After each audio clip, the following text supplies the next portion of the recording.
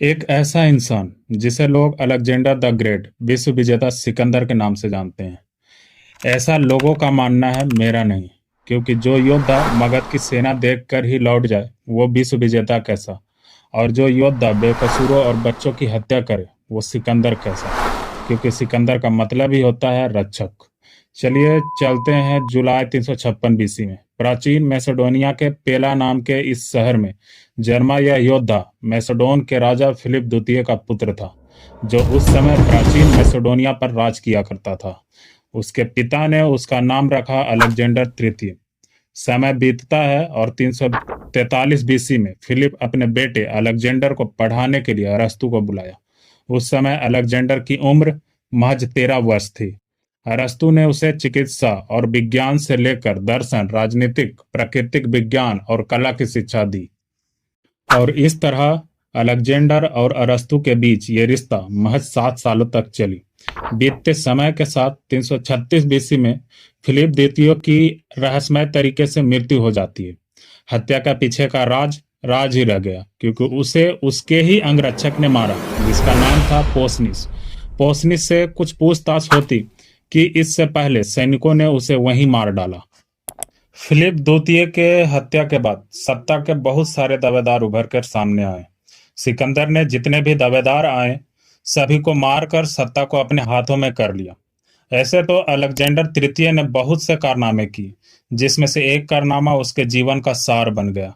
दरअसल हुआ यह था कि सिकंदर जब 12 वर्ष का था तब उसने अपने प्रिय घोड़े बाउफ केफला को व्यापारी से प्रतियोगिता में जीता, जो उसके साथ मरते दम तक रहा। अब हम बात करने वाले हैं अलेक्जेंडर के विजय अभियान के बारे में। सिकंदर जब अपने उत्तरी अभियान को खत्म करने के करीब था तब उसे खबर मिली कि ग्रीस राज्य के शहर थेबेस ने मैकडोनियन फौज को अपने किले से भगा दिया है।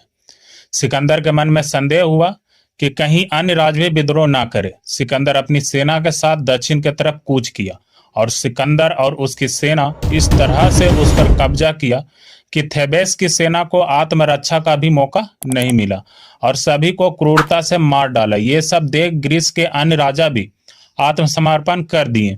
सन 334 बीसी और यहीं से शुरू होता है एशियाई अभियान। एशिया अभियान शुरू किया और उस वर्ष की वसंत में ट्रॉय की ओर पहुंचते ही ग्रेसियन नदी के पास पार्सियन राजा डेरियस तृतीय की सेना का सामना किया और उन्हें बुरी तरह से पराजित किया। फिर सिकंदर ने खुद को पार्सिया का राजा घोषित किया। दरअसल हुआ ये कि अलेक्जेंडर जब उत्तर में ट्राइबली जनजाति से युद्ध कर रहा था और वहां से झूठी खबर फैल जाती है, सिकंदर मारा गया। यह खबर सुन दक्षिण में स्थित थेब्स अपने आप को स्वतंत्र घोषित कर लिया। अलेक्जेंडर को जब यह खबर मिली तो उसे लगा कहीं और राज्य भी विद्रोह न करने लगे। वह तुरंत दक्षिण की ओर कूच करता है और सिकंदर की सेना इतनी तेजी से आगे बढ़ी कि यूनानियों को सोचने तक का मौका नहीं मिला।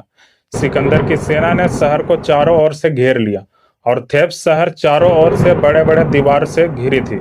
मैसेडोनिया लोगों ने सफलतापूर्वक दीवार तोड़ा और शहर को कब्रिस्तान बना दिया, जिसमें अलेक्जेंडर ने भी लगभग 500 लोगों को खो दिया। थेब्स को नष्ट करने के बाद शेष आबादी को गुलामी में बेच दिया गया। अलेक्जेंडर अपना अभियान जारी रखता है और सन 334 ईसा पूर्व एशिया माइनर के ग्रेनिकस नदी के तट पर पहुंचता है और देखता है फारसी सेना की एक टुकड़ी ग्रेनिकस नदी में युद्ध के लिए तैयार बैठी। पर दूसरी ओर फारसी सेना ने सोचा कि अब तो दिन का अंत आ चुका है, यानी शाम हो चुकी है, तो अभी युद्ध करना उचित नहीं होगा और अलेक्जेंडर इसी का फायदा उठाते हुए युद्ध घोषित कर दिया। और दूसरी ओर फारस के कमांडर इस युद्ध से अभिज्ञ थे, अतः अंत में फारस बहुत बुरी तरह से हार जाता है। सिकंदर इस छोटी सी फारस की टुकड़ी को हराने के बाद फारसी राजा की तलाश में इस शहर से दक्षिण की ओर बढ़ रहा था। सिकंदर इस बात से अनजान था कि फारस राजा डेरियस उसके तलाश में उसके पीछे ही आ रहा था। जब सिकंदर को इस बात की भनक लगी, तुरंत अपनी सेना को मोड़ लिया और पिनारस नदी के पास दोनों सेना का आमना सामना हुआ।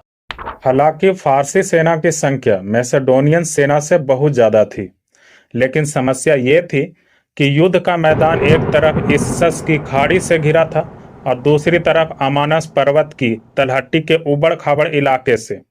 जिससे एक समय में युद्ध में भेजे जाने वाले सैनिकों की संख्या सीमित हो गई, जिसकी वजह से फारसी सेना को बहुत बड़ी नुकसान होती है और डेरियस को युद्ध छोड़कर भागना पड़ता है। अलेक्जेंडर का अभियान जारी रहता है और वह 332 बीसी में टायर नाम के एक शहर में पहुंचता है, जो आज के समय में लेबनान यानी कि सीरिया का चौथा सबसे बड़ा शहर है। सिकंदर के पहुंचते ही टायर के राजा ने संधि का प्रस्ताव भेजा, लेकिन धार्मिक गलतफहमी के वजह से अलेक्जेंडर को अपमान महसूस हुआ और सिकंदर टायर को कब्जा करने का फैसला कर लिया।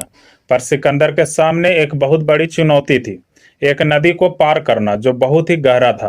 दरअसल टायर मुख्य भूमि से दूर एक द्वीप पर बसा एक शहर था, जिसे पार करना बहुत मुश्किल था। ऐसा इसलिए क्योंकि टायर चारों ओर से बड़े बड़े दीवारों से घिरा था और उसके ऊपर से टायर के सैनिक द्वारा निरंतर तीर चलाया जाता था। सिकंदर ने पुल बनाना स्टार्ट किया और टायर की सेना उसे ध्वस्त करने में यह सिलसिला 6 महीने तक चला।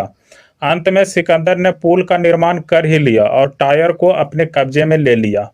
अलेक्जेंडर अपना अभियान जारी रखता है और पुनः उसका सामना 331 बीसी में डेरियस से होता है।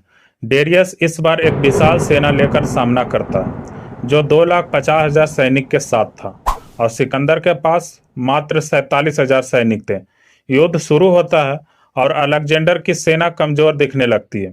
अलेक्जेंडर को मालूम था कि सैन्य इस विशाल सेना के सामने ज्यादा देर नहीं टिक पाएगी, तो उसने डेरियस को निशाना बनाना चाहा और वैसा ही हुआ। सिकंदर अपनी चालाकी से डेरियस को पकड़ता है और बाकी सेना भागना शुरू कर देते हैं।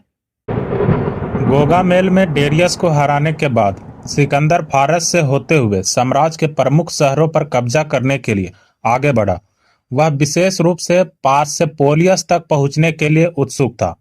इससे पहले कि कोई और वहां संग्रहित बड़े खजाने को लूट ले, सिकंदर ने अपने जनरल पार्मेनियन की कमान के तहत पहाड़ों के चारों ओर सामान की गाड़ी के साथ धीमी गति से चलने वाली सैनिकों को भेजा और सबसे तेज पैदल सेना और घुड़सवार इकाइयों के साथ जाग्रोस पहाड़ों में एक ऊंचे संकरे दर्रे से आगे बढ़ा, जिसे फारसी गेट के रूप में जाना जाता है। हालांकि फारसी जनरल एरियो बार्जेनेस ने उसके रास्ते का अनुमान लगा लिया और अपनी सेना को संकरी घाटी के ऊपर तैनात कर दिया। जब मैसेडोनियन दर्रे से आगे बढ़ने लगे तो ऊपर से फारसियों ने उन पर भयंकर हमला किया। ऊपर से उन पर गुलेल, तीर और पत्थर फेंके गए और मैसेडोनियन को पहली बार अपने अभियान से पीछे हटना पड़ा। उनकी हार जीत में तब बदल गई जब युद्ध में बंदी बनाए गए लोगों ने सिकंदर को एक छोटा रास्ता दिखलाया। उस छोटे से रास्ते में होते हुए सैनिक की टुकड़ी लेकर पार होता है और पीछे से हमला करता है। फिर जाके पहाड़ी दर्रा खाली होती है और मैसेडोनियन की पूरी सेना शहर में प्रवेश करते हैं। ये थी सिकंदर के युद्ध अभियान के बारे में। आगे चलकर दूसरे पार्ट में हम बात करेंगे, क्या सिकंदर भारत को जीता था या फिर यह एक मिथ थी। ये सारी बातें आपको अगली वीडियो में बताई जाएगी।